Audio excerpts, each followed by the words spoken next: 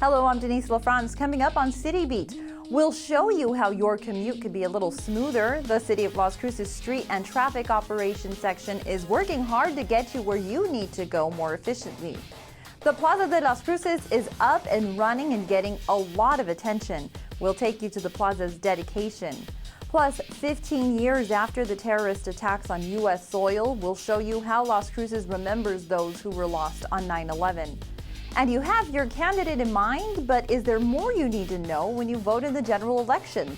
We have some reminders. Hello and welcome to City Beat for the month of October. We're working to make your drive time easier. The City of Las Cruces has recently upgraded some of its technology to help manage traffic. New communication and computer systems, in addition to advanced software, makes it easier to adjust traffic flow throughout the city in real time. CLC TV's Jennifer Martinez explains. You may have noticed a lot less traffic congestion on the major streets of Las Cruces, including, let's say, for example, the intersection of Loman Avenue and Nacho Drive. A little relief thanks in part to the new Traffic Management Center and to traffic engineers who monitor and regulate the flow of traffic. Yeah, the 8 monitors show the traffic out at the intersections. What they'll be showing the technicians and the engineers is the traffic patterns that are occurring, and it'll also help them be able to manage traffic when they make changes out in the office and then be able to see it in the field. This is a look at several intersections along Loman Avenue. Green showing a live green light and red showing a live red light. The city recently invested almost $1 million into the new center so far, with assistance from NMDOT. Cameras and fiber optic lines tie in to connect all this information to one location. Currently, we are able to view about 10 on East Loman, 2 on North Valley, and a few up on the East Mesa.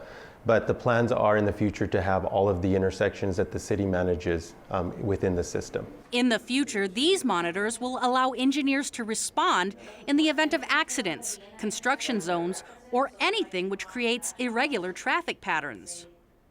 And if we know what's going on, the adjacent intersection, we can change not only the intersection at the intersection has a problem, but we also can change the adjacent plus even further.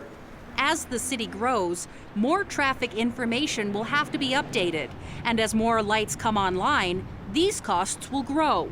We need a lot of money to do it because without the infrastructure upgrade, it is impossible to bring it.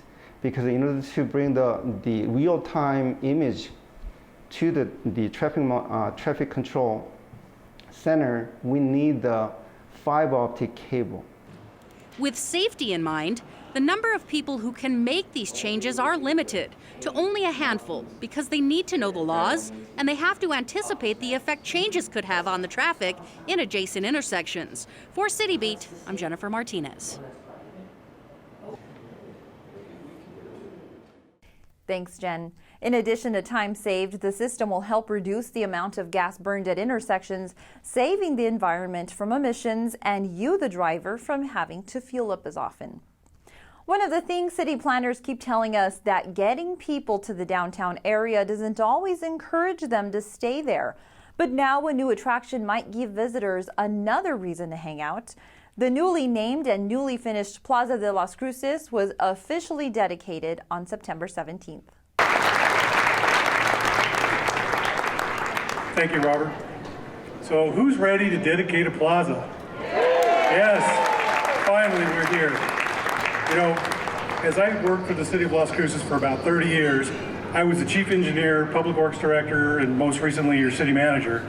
We broke ground, we cut ribbons, we dedicated a lot of stuff, but none of them were as important or as exciting as this plaza dedication today. Thank you all for being here with us. Today, we celebrate the grand opening of our downtown city plaza. Our Grand Marshal is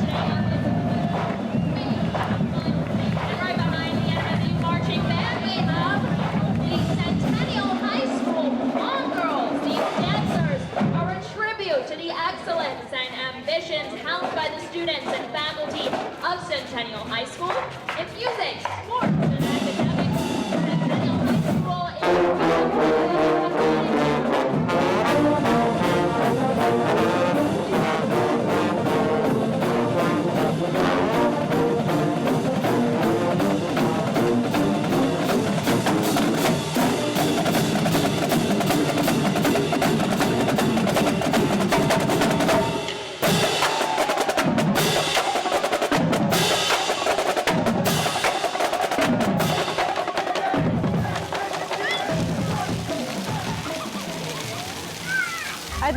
beautiful. I like it. I think it does bring a bigger chance for entertainment and, different events to happen here and, just something more for us to do in Las Cruces. Just more families together. A lot of us have a chance to come out here and have something to do, rather than just stay home. So hopefully a lot more events happen. Well, I really appreciate all the people who were on the downtown organization who brought together this amazing plaza, and I know they all worked really hard, and some of them volunteer work, so I really think it was worth their while.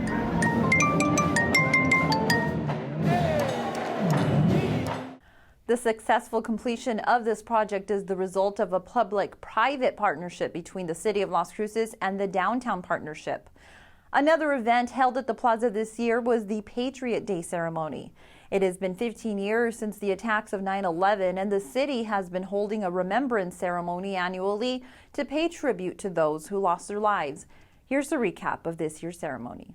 God bless America, my home sweet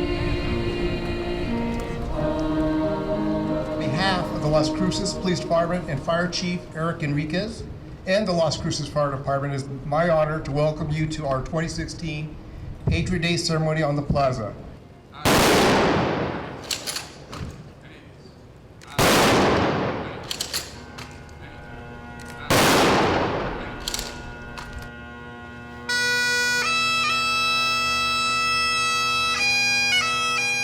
Good and gracious God, on September 11, 2001, our lives were changed forever.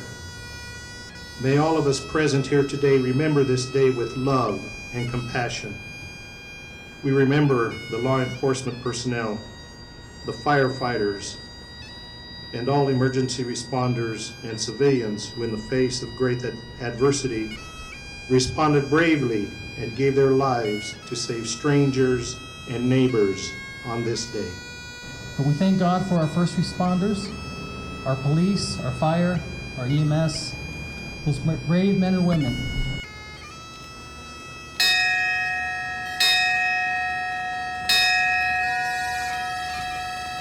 We as a community have lost 2 heroes in the last several weeks. And for us, that pain is crystal clear.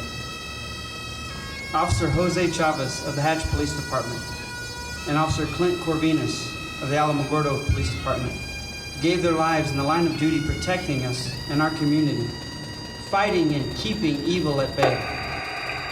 Central dispatch to all units, please observe a moment of silence in honor of all public safety personnel who lost their lives in the line of duty on September 11, 2001.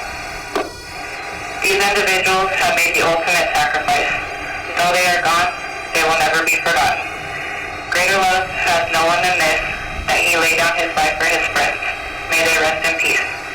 Central dispatch is clear at 1743. In closing, I encourage all of us to ensure that September 11th never becomes just another day. It is our duty as a nation to always remember. Thank you. God bless you all, and may God continue to bless America.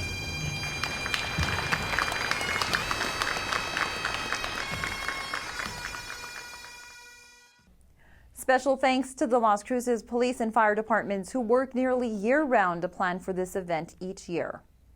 Candy will fall from the sky, and how sweet it will be to get a new library card. Details ahead in our City Minute. The Parks and Recreation Department, Weavers Welding, and Friends of the Community will host the 10th annual Great Pumpkin Candy Drop on Sunday, October 30th at Mag Field on Hadley Avenue. The event begins at 11 with music, information, booths, and games. For more information, call 541-2455. City employees observe Veterans Day November 11th and Thanksgiving and the day after November 24th and 25th as holidays. To view a list of closures, visit las-cruces.org and click on the News tab at the top of the page. The NMSU Aggies continue on the gridiron in November. On November 19th, they play Texas State, and on November 26th, they battle Appalachian State. These games are scheduled for 2 p.m. And by the end of October, there will be new library cards at Brannigan Memorial Library.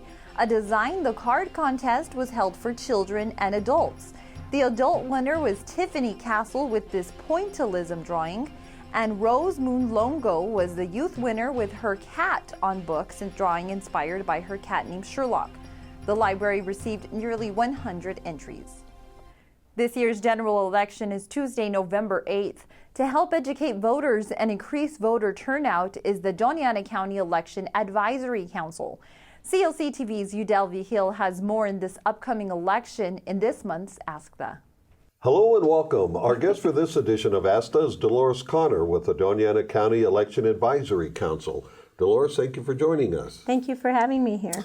Well, this year is a presidential election year, and it's likely to bring out more voters than a midterm election.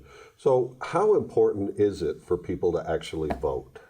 Well, the importance of voting, regardless of what kind of election, is a priority for all of us as citizens of the United States.